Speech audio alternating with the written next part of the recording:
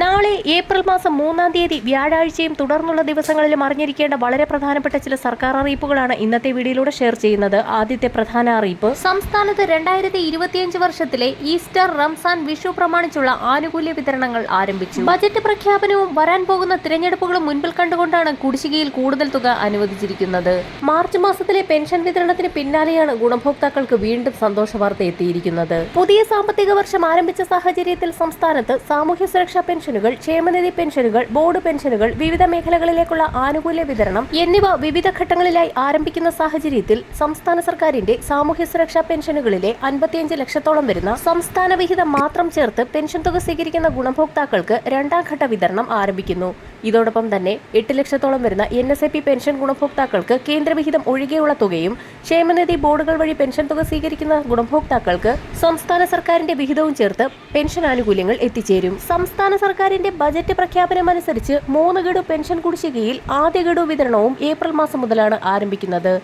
കേന്ദ്രത്തിന്റെ ഭാഗത്തു നിന്നും 12,000 കോടി രൂപയുടെ വായ്പാനുമതിക്ക് പിന്നാലെ 6,000 കോടി രൂപയുടെ വായ്പാനുമതി കൂടി ലഭ്യമായ സാഹചര്യത്തിലാണ് സംസ്ഥാനത്ത് വിവിധ മേഖലകളിലേക്കുള്ള ആനുകൂല്യ വിതരണങ്ങൾക്ക് അനുകൂല സാഹചര്യം ഒരുങ്ങിയിരിക്കുന്നത്.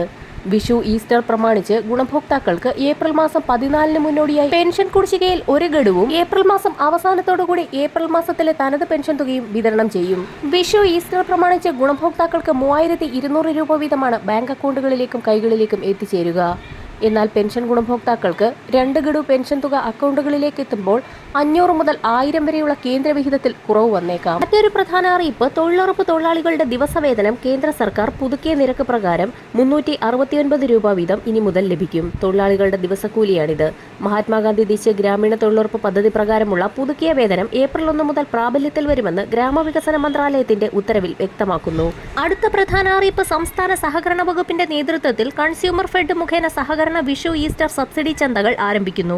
ഏപ്രിൽ 12 മുതൽ 21 വരെ തുടർച്ചയായി 10 ദിവസം നീണ്ടു നിൽക്കുന്ന വിഷു, ഈസ്റ്റർ സബ്സിഡി ചന്തകൾ നടത്തുന്നതിന് തീരുമാനമായിരിക്കുകയാണ്. പൊതുമാർക്കറ്റിനേക്കാൾ 40% വരെ വിലക്കുറവിൽ നിത്യോപയോഗ സാധനങ്ങൾ ലഭ്യമാകും. ഇതിനു പുറമെ 13 ഇനം നിത്യോപയോഗ സാധനങ്ങളായ ആന്ധ്ര ജയ അരി, കുറുവ അരി, മട്ടാരി, പച്ചരി, പഞ്ചസാര, ഉഴുന്ന്, ചെറുപയർ, കടല, തുവരപ്പരിപ്പ്, വൻപയർ, മുളക്, മല്ലി, വെളിച്ചെണ്ണ എന്നീ 13 ഇനങ്ങൾ സർക്കാർ സബ്സിഡിയോടുകൂടി ലഭിക്കും. ഓരോ കേന്ദ്രത്തിലും പ്രതിദിനം 75 ഉപഭോക്താക്കൾക്കാണ് സബ്സിഡി സാധനങ്ങൾ വിതരണം ചെയ്യുക. ഇതോടൊപ്പം തന്നെ നോൺ സബ്സിഡി വിഭാഗത്തിൽ അവശ്യ നിത്യോപയോഗ സാധനങ്ങൾ, സ്കൂൾ സ്റ്റേഷനറികൾ, നോട്ട് ബുക്കുകൾ എന്നിവ 10 മുതൽ 35% വരെ വിലക്കുറവിൽ ലഭ്യമാകും. വരും ദിവസങ്ങളിലെ സർക്കാർ അറിയിപ്പുകൾക്കായി ചാനൽ സബ്സ്ക്രൈബ് ചെയ്യാൻ മറക്കാതിരിക്കുക.